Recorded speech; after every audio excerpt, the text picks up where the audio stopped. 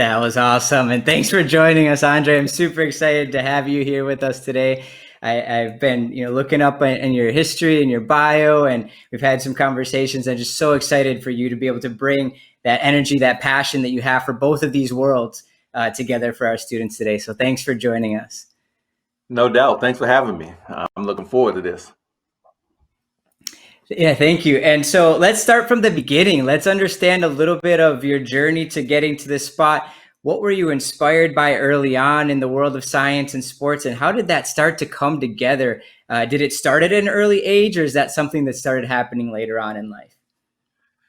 Yeah, I mean, so the science and academic world and then the sports world were always right in the middle of who I was, who I was brought up to be. My mom was a math teacher.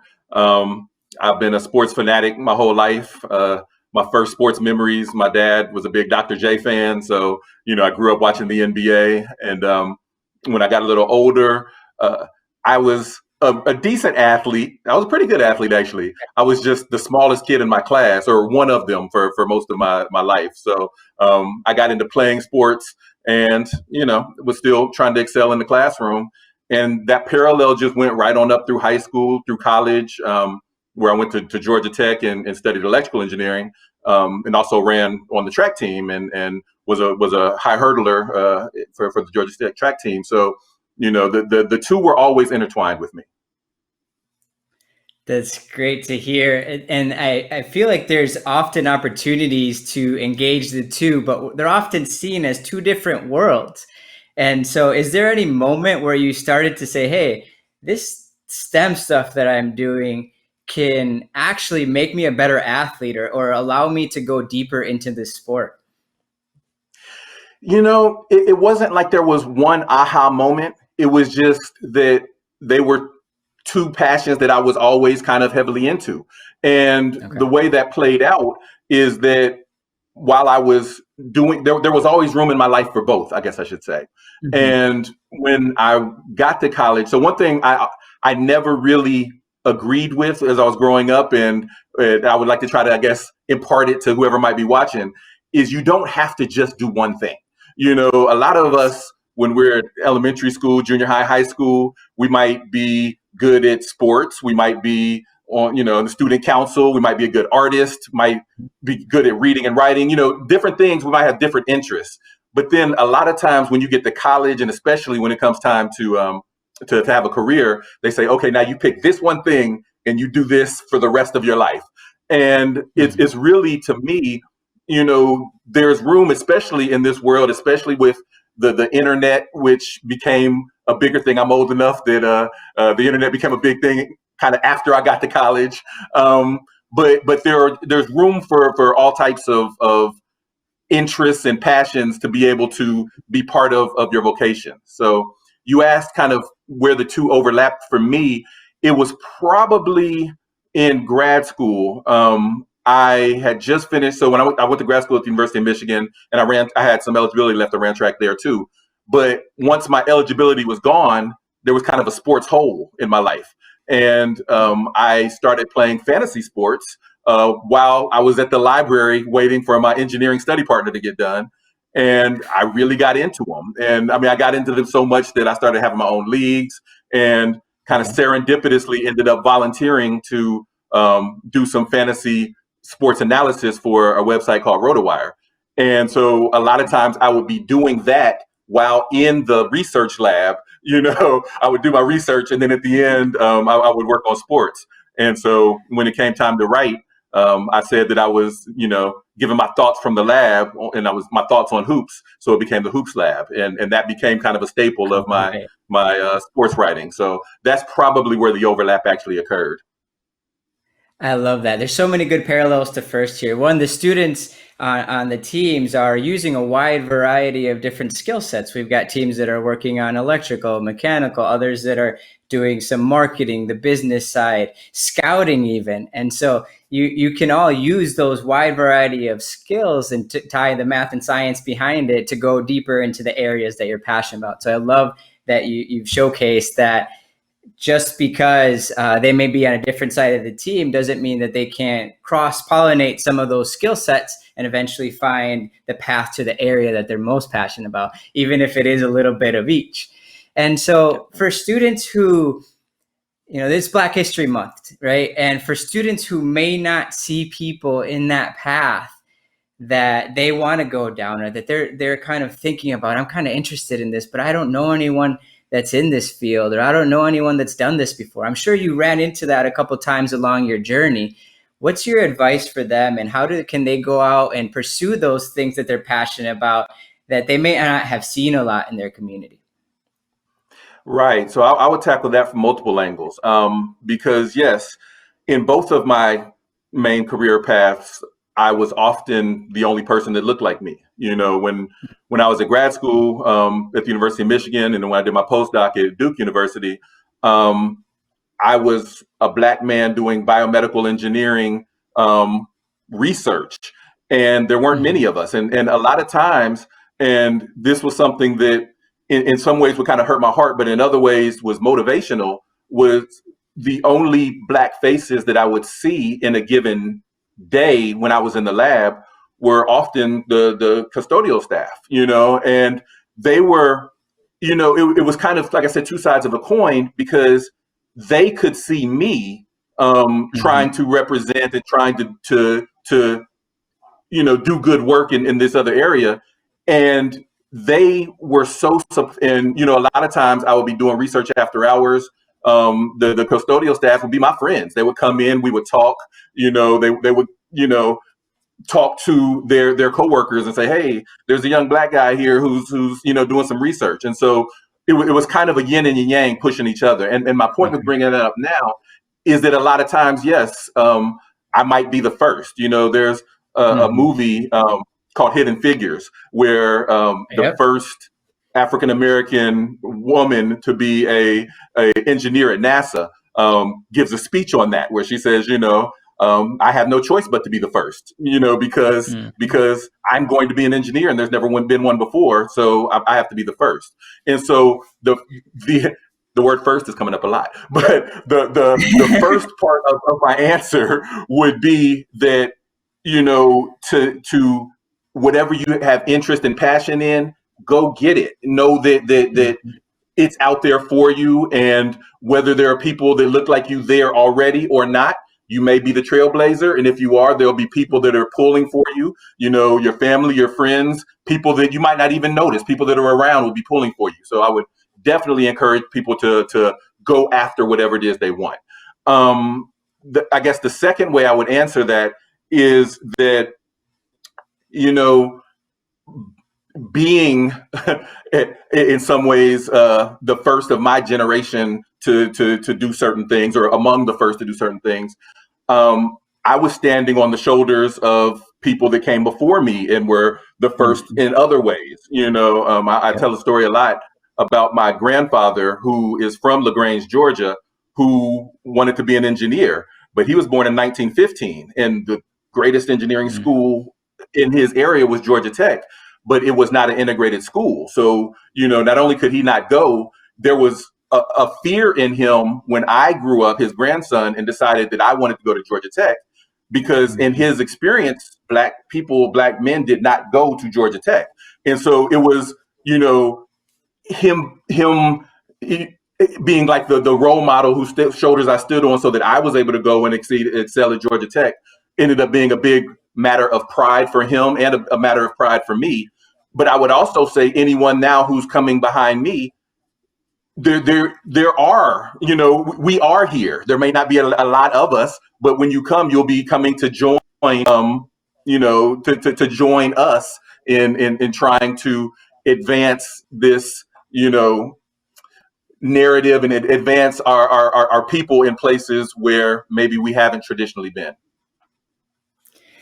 Man, you gave me goosebumps with a lot of that. I can relate, and I think a lot of our students here. I'm the first engineer in my family, and that promise that I made was that I wouldn't be the first and only; that I'd be the first of many. And I know there's a lot of the students out there that may be the first engineer, they may be the first female engineer in the family. There's a wide variety of kind of firsts for these communities. And I hope that you all will take some of these tips that Andre has shared and blaze those trails. And thank you, Andre, for blazing those trails and making it easier for someone else to come up and look and see that path.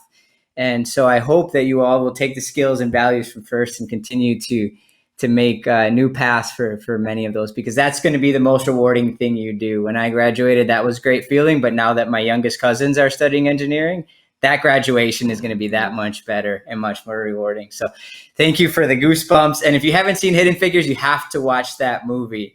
It was absolutely wonderful. And so that goes into one of the reasons why I'm so excited about having you on here. And I know that a lot of students that come from our communities see sports as a way out sometimes, as kind of that path to a new life. But that's usually one of the only kind of avenues that's shared and visible and kind of known to a lot of the students, when there's so many, and some of them that you've explored. So let's talk to the younger version of you, right? And let's talk to the students, the girls and boys in a situation similar to you when you were younger. What are some of the areas in sports that people wouldn't really think of STEM being in there, especially in the areas that you're working on? What are some of those areas where it may not be as obvious that there's a lot of engineering or math or science behind this, making this happen? Oh yeah. I mean, so first of all, you are correct. When I was 10 years old, you could not have told me I wasn't going to be in the NBA. Like it was my manifest destiny. My favorite players were 6'6". My dad was 6'3". I was sure that meant I was going to be taller than him. I was going to be 6'6", and you were going to be watching me dunk all over everybody. That was the plan. Okay. It didn't work out that way. So there are in the sports world, there are so many jobs that are tied to STEM or other academic pathways. Mm-hmm. Obviously, my current position, I'm an analyst and a sports writer at ESPN. And so I use a lot of the same math and science and even some of the programming languages and statistical analysis tools that I learned as a biomedical engineer. Now I apply it to, analyzing what goes on the basketball court. But Okay. that's not a unique position, right? I mean, every sports team now, especially in the NBA, has an analytics department, and and even their coaches and players. About 10, 15 years ago, there was a player named Shane Battier who came out of Duke. And he was always credited as being one of the first NBA players with a heavy analytics mindset, a heavy analytics approach. Okay. And he would talk about how he would utilize analytics to make him a better player. So he would scout, but he would scout in specific ways. So he would learn where his opponents like to shoot from. When they made the move, where did they like to shoot from? And what were their percentages from each of those spots? And then he would use that to develop his techniques for how he would defend, how he would either beat them to that spot, or when they got there, put his hand in a certain place to Yeah. prevent what they wanted to do. And so he was, in a lot of ways, a trailblazer on that front. But now that's all through the NBA. Mm-hmm. The players are often taught that way. The coaches have to be able to, impart that to the players. You look at teams like the Warriors when they had their dynasty. The Rockets never quite got over the hump in the Daryl Morey and James Harden era, but now Harden and his coach have joined the Nets, and a lot of people feel like maybe they'll get over the hump in Brooklyn. So, and of course, the GM went to Philadelphia, and they're 1-2 in the East right now. Mm-hmm. But the point is that at every level of sports, it's not just about the physical. You have to be able to, if even if you're a player and you have the physical, you have to be able to utilize your mind. As Sean, I guess, is going to tell you later in the story. He's going to be talking about how he uses math as a player, but the coaches, the front office, those that write about it, all of us are in some way using skills that we learned in the classroom. That's another great tie to First. So all of the students out there listening in that are a part of the scouting team, there's a direct path to you and what Andre just shared, all the information that you guys are gathering as a team and trying to perform and shape the correct alliances and have strategy for your events is very, relatable to what Andre just shared with us. And so whether that's that specific example, and I'm sure there's many others. Like I know for sure at some point we're going to see drones flying around the NBA stadium, getting some really cool shots that we've never been able to see before. There's so many great paths. So I hope that you all will dig deeper into that. And keep throwing your questions into the chat. We're going to go to a question from the audience right now. So Francis190 asks, how widespread are analytics in the NBA today? And is this a career you can aim towards as a young person? I would say it's very widespread and getting more so. And yes, that it is a career path that you can aim towards. So again, say about a decade ago, right, when I would spend a lot of times on basketball message boards, and I would, ironically, I would be arguing about, analysis, and I would be using some of the, at the time, new analytics, publicly available analytics techniques to make my case. Well, at the time, so one stat that I really like is a regressed plus minus stat, and there's a whole family of them. But one thing that I noticed at the time was anytime there was a publicly available site that offered regularized adjusted plus minus, the site would only last for about a year, and then it would go defunct because the guy who was running the site got hired by an NBA team to be in their analytics department. I mean, it happened just repeatedly. They were going to the Suns, they were going to the Mavericks, they were just going to all these different teams. And so in today's NBA, like I said earlier, I don't think there's a team out there that doesn't have some level of an analytics department. Some are more at the cutting edge than others, and they might have bigger departments. But as more and more teams are learning the benefits of it and seeing it play out in the championships, and anytime one entity gets a leg up in such a competitive environment, then the rest are going to flock to try to catch up to it. So yes, right now, every team in the league has an analytics department. By the time the next generation comes along, I would not doubt if it's much more in depth than it is right now. I love it. And so if your teams are struggling out there, start working on some analytics, start working on how you can apply the STEM you've learned in first to help your organization from your town succeed. And that's one other thing that I've kind of noticed is I think one of the coolest things for a lot of our students, let's say passionate about basketball or any sport, would be to play, right? I think an even cooler thing would be to own a team at some point in your lifetime, right? And how many players have actually gone on to own teams? Michael Jordan, right? Yeah. So you literally have to be the GOAT and have a really awesome shoe brand and all the other things he's accomplished to get to that point, right? Now, how many owners are from STEM backgrounds and business backgrounds? There's that's the majority of that league.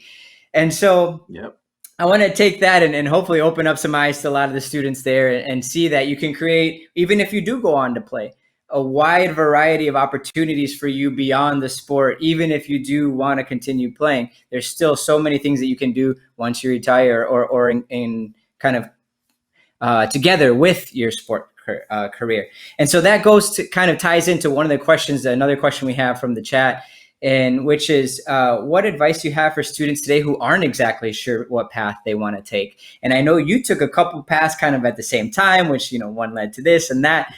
Tell me a little bit about advice on how that all comes together and any kind of key tips that you've gotten along the way there. Yeah, I mean, I guess my initial advice would be, as you travel along your pathway, keep an open mind and try to place yourself into areas where you can have a broad experience. Like, so for example, it's kind of not embarrassing, but, I didn't grow up at a school that was heavily academically oriented. It was a public school, and when I was getting ready for college, people would tell me, "Hey, Andre, you're really good at math and science. You should be an engineer." I've been hearing that my whole life. You're good at math and science. You should be an engineer. Well, I didn't really understand what engineers did. I was aware that it was a thing. And, as I said earlier, I'm old enough that the internet wasn't popping like that when I was getting ready for college. So it wasn't like I could just Google it and pull up information like now. So Mhm. my point is, when it came time to go to school, and I said, okay, I'm going to be an engineer, and they said, okay, well, when you're choosing your major, what kind of engineer?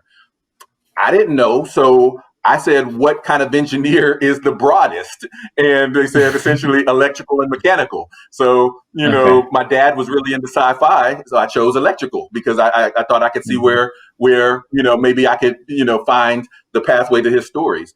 And so as I went through college, I started learning more about engineering and learning more about the things that interested me and the things that didn't. So, from an electrical engineer, when I decided I wanted to do research and go to grad school, I became a biomedical engineer because I had more interest there. It was more passion Okay. there. I always used to Mhm. say that I wanted to, whatever I did, I wanted to be able to explain it to my grandmother and have her be able to go to church and tell her friends about it. And so when I That's would go to wonderful. electrical engineering, grad school talks, they were very, very, very specific. But in biomedical engineering, I can say, hey, grandma, you know Muhammad Ali, right? Well, he's got Parkinson's disease. Well, what Mhm. I'm working on is a treatment for Parkinson's disease. And she could go tell all her friends at Yes. church and get the story wrong, but they would enjoy it and she could be proud of her grandson. And so, but my point was, again, I was picking up along the way that this is what I like in the realm of science and engineering. Well, at the same time, I was still, running track. I actually walked onto the track Mhm. team at Georgia Tech. And so Okay. athletics didn't have to be something for me that necessarily faded away when I finished high school the Mhm. way it was I expected.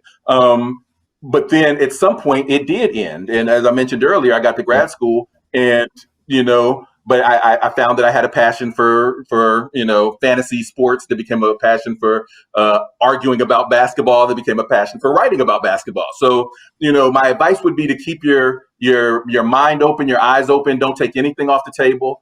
We've talked about two of my things. I also really love to read and write. So I've written a couple of books, a couple of sci-fi fantasy novels because I haven't tried to sell them Nice. yet. Maybe I will, maybe I won't.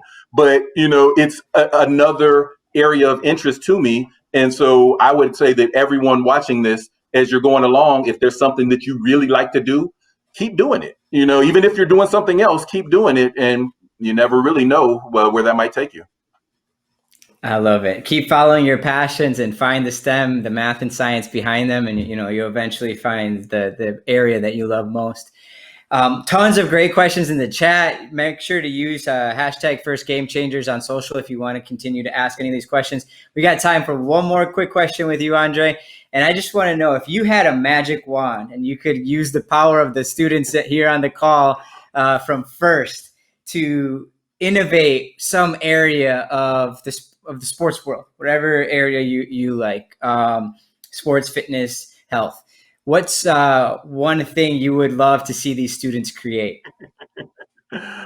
Okay, so I can have fun with this question. Okay, here I'll start off with what I want, and then I'll leave it up to your audience to decide how far they want to take it. I want That's to watch perfect. LeBron James play against prime Michael Jordan. I want to watch Bill Ooh, Russell try to defend the Golden State Warriors with Steph Curry. I want to watch Tim okay. Duncan face Kareem Abdul-Jabbar. I want to see Kevin Let's Garnett go. play Akeem Olajuwon, both in their primes. So Let's I can go. think of a few different pathways to get there, right? There's this heavy emphasis on analytics now. We have measurables for all of these players.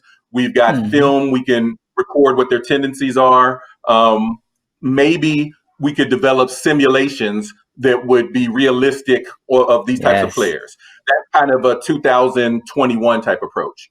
But Okay. maybe we take that to the next level and go into virtual reality and make it Mm. so that instead of just simulations, these great players, their bodies might get older, but their mind doesn't. If you anybody that watched the Hmm. Bulls Michael Jordan documentary last year, you could tell that man, if he could right now, would come out and take it to these youngsters.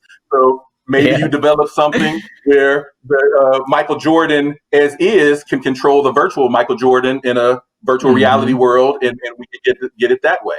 Maybe you develop the Matrix where Michael Jordan, his mind enters Neo's body, and he can, go ahead and face off against LeBron in their virtual form.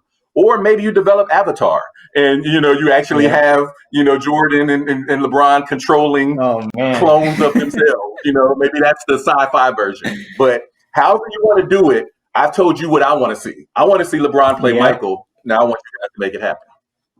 I love this. We can end the GOAT conversations. We can see it happen, whether it's analytics, whether it's avatar style or VR. This is such a cool idea that I hope the students can take and think of something along those lines. Any path along there, maybe something you didn't even mention that helps us have that information.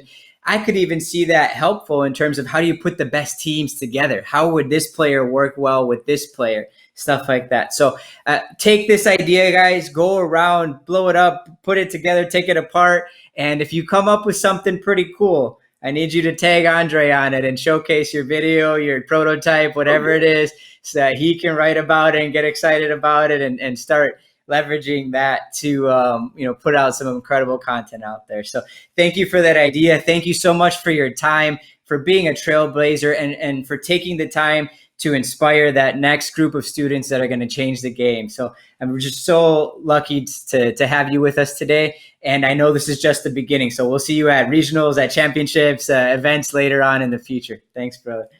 No doubt. Thanks for having me.